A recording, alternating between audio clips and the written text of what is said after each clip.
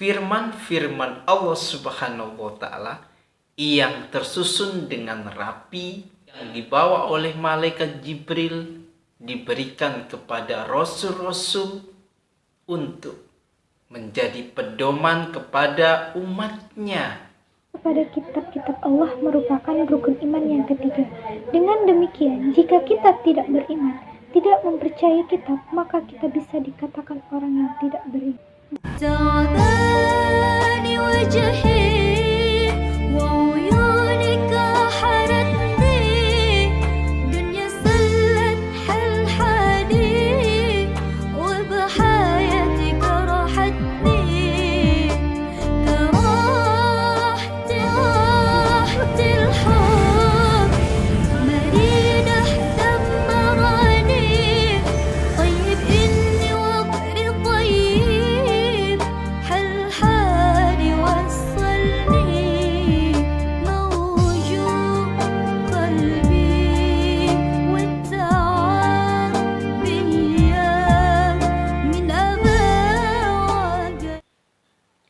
Assalamualaikum warahmatullahi wabarakatuh. Welcome back to channel DR Gus IMPD.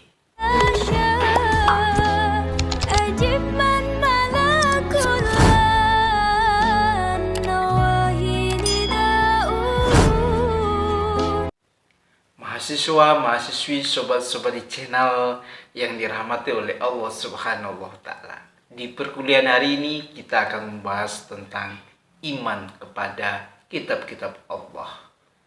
Sekaligus join kolaborasi dengan seorang mahasiswi yang enak dipandang mata, yang cantik, ajak kenalan, dan tak kalah pentingnya yang mempunyai prestasi yang bagus di bangku perkuliahan. Assalamualaikum warahmatullahi wabarakatuh. Perkenalkan, nama saya Risa Nur Aprilia dengan nomor NIM 121703250027 dari kelas A. Saya mahasiswi dari Universitas Sultan Qasim Riau. Untuk itu, jangan kemana-mana, tetapi channel kesayangan Anda untuk mendalami tentang kajian keislaman, yakni studi akidah akhlak. Dan bila ada kelebihan rezeki, silahkan membeli buku saya yang diterbitkan oleh Farha Pustaka, Sukabumi, Jawa Barat, untuk mendalami akidah akhlak, menjadikan diri kita semakin dekat kepada Allah Subhanahu wa Ta'ala. Dan harganya sesuai dengan saku, tidak mahal. Itu langsung kita ke materi. Cek cus.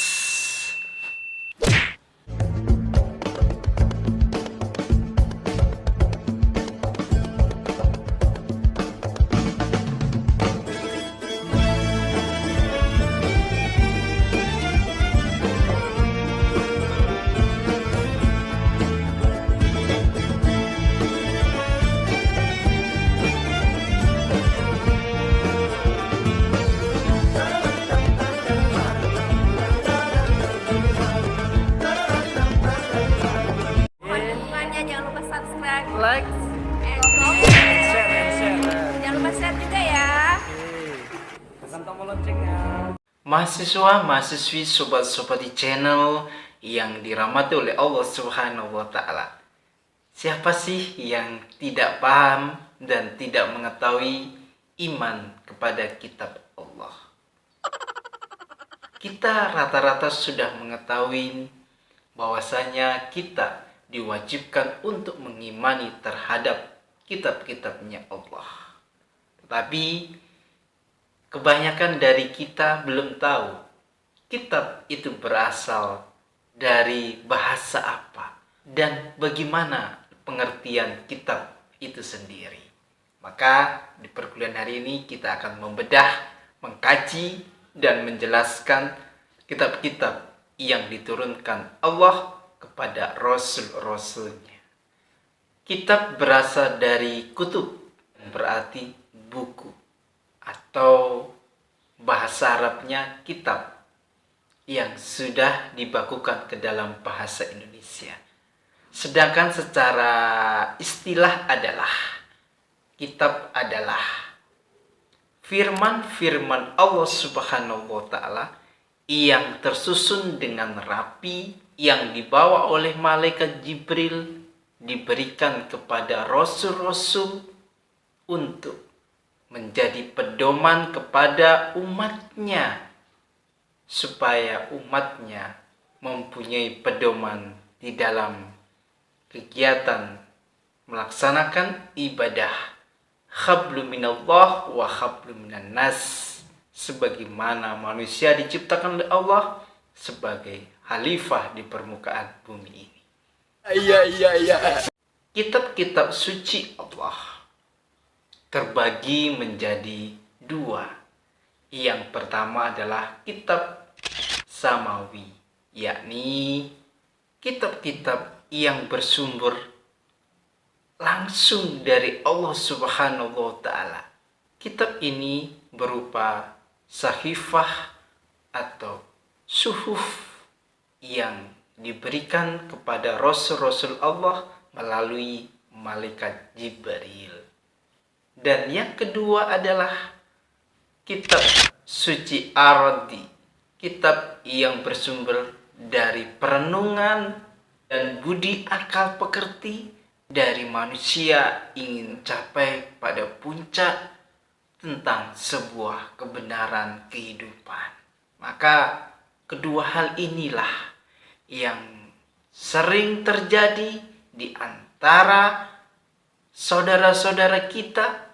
Ada yang beriman kepada kitab Allah dan ada yang melaksanakan ritual ibadah dengan kitab-kitab arti yang ada di lingkungan sekitar kita, yang biasa disebut adalah aliran-aliran. Secara iman kepada Allah Subhanahu wa taala, Allah telah menurunkan 144 kitab. Tetapi yang wajib kita imani hanyalah 4. Apa saja kitab itu? Yuk kita dengarkan mahasiswi jelaskan hal tersebut berikut ini. Meyakini dengan sepenuh hati bahwa kitab-kitab tersebut benar-benar adanya. Wahyu yang diturunkan Allah kepada para rasul dan tidak diragukan lagi kebenarannya dan dijadikan pedoman bagi seluruh umat manusia. Iman kepada kitab-kitab Allah merupakan rukun iman yang ketiga. Dengan demikian, jika kita tidak beriman, tidak mempercayai kitab, maka kita bisa dikatakan orang yang tidak beriman. Dan yang selanjutnya yaitu macam-macam kitab Allah yang wajib kita imani ada 4. Yang pertama kitab Taurat, yang kedua Zabur, ketiga Injil, dan yang terakhir adalah kitab suci Al-Quran. Yang pertama kitab Taurat berasal dari Ibrani.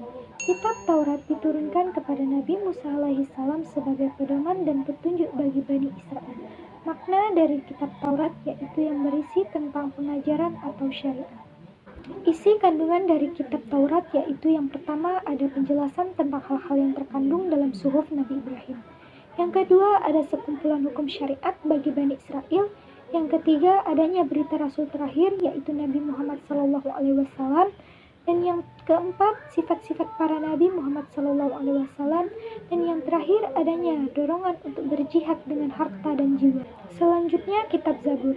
Kitab Zabur menurut bahasa yaitu kitab yang tertulis. Sedangkan menurut istilah kata tersebut dijadikan nama kitab yang diturunkan kepada Nabi Daud alaihissalam dan dijadikan petunjuk dan pedoman bagi umat Yahudi.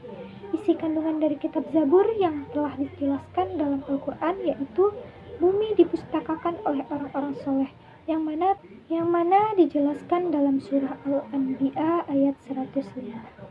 Selanjutnya kitab Injil. Kitab Injil berasal dari bahasa Yunani yang berarti kabar gembira. Dan kitab ini diturunkan kepada Nabi Isa alaihissalam sebagai petunjuk dan pedoman bagi Bani Israel. Dan yang selanjutnya kitab Al-Quran.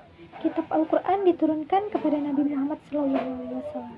Al-Quran adalah wahyu-wahyu Allah yang diturunkan kepada Nabi Muhammad SAW, baik yang disampaikan dengan perantaraan malaikat Jibril maupun yang diterima langsung melalui isyarat. Al-Quran mempunyai dua fungsi khusus. Yang pertama, muhaimin, yaitu mempercayai dan sebagai saksi dari kitab-kitab sebelumnya.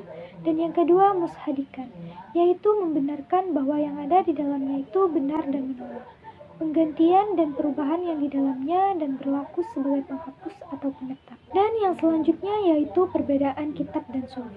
Berbeda dengan kitab, suhuf yaitu lembaran-lembaran wahyu Allah yang tersampaikan kepada Rasul tetapi tidak wajib disampaikan atau diajarkan kepada umat. Perbedaan dari keduanya yaitu yang pertama, isi kitab lebih lengkap daripada suhuf. Yang kedua, kitab wajib disampaikan kepada manusia sedangkan suhuf tidak. Yang ketiga, kitab dibukukan sedangkan suhuf tidak. Dan yang terakhir, isi pokok dari kitab-kitab lebih lengkap sedangkan suhuf tidak. Dan yang terakhir, hikmah beriman kepada kitab-kitab Allah Subhanahu wa Ta'ala. Hikmah yang dapat dipetik dari iman kepada kitab-kitab Allah Subhanahu wa Ta'ala diantaranya ada 4. Yang pertama, mempertebal keimanan kepada Allah Subhanahu wa Ta'ala karena banyak persoalan manusia yang tidak wajib oleh akal dan ilmu pengetahuan, tetapi kitab-kitab Allah Subhanahu wa Ta'ala mampu menjawabnya. Yang kedua, memperkuat keyakinan seseorang terhadap tugas Nabi Muhammad SAW. Karena dengan meyakini kitab-kitab Allah, maka akan percaya kepada kebenaran Al-Quran dan ajaran yang dibawakan oleh Nabi Muhammad SAW. Yang ketiga, menambah ilmu pengetahuan. Karena di dalam kitab Allah Subhanahu wa Ta'ala di samping berisi tentang perintah dan larangan Allah, juga menjelaskan tentang pokok-pokok pengetahuan untuk mendorong manusia mengembangkan dan memperluas wawasan sesuai dengan pengembangan zaman. Dan yang terakhir, menanamkan sifat toleransi terhadap agama lain. Karena dengan beriman kepada kitab-kitab Allah, maka umat Islam akan selalu menghormati dan menghargai orang lain. Itulah beberapa kitab yang Allah turunkan kepada Rasul yang wajib kita imani sebagai orang Muslim, dan perlu kita garis bawahin hanya satu kitab yang bisa kita amalkan menjadi pedoman kehidupan kita, yakni Al-Quranul Karim. Demikian perkuliahan hari ini, semoga berkah dan manfaat. Bila ada kekurangan, mohon dimaafkan. Bila ada kelebihan, semata-mata datangnya dari Allah Subhanahu wa Ta'ala. Billahi taufiq wal hidayah, warido wal inayah, fastabiqul kharas, wa muwafiq ila aqwamit thoriq. Wassalamualaikum warahmatullahi wabarakatuh.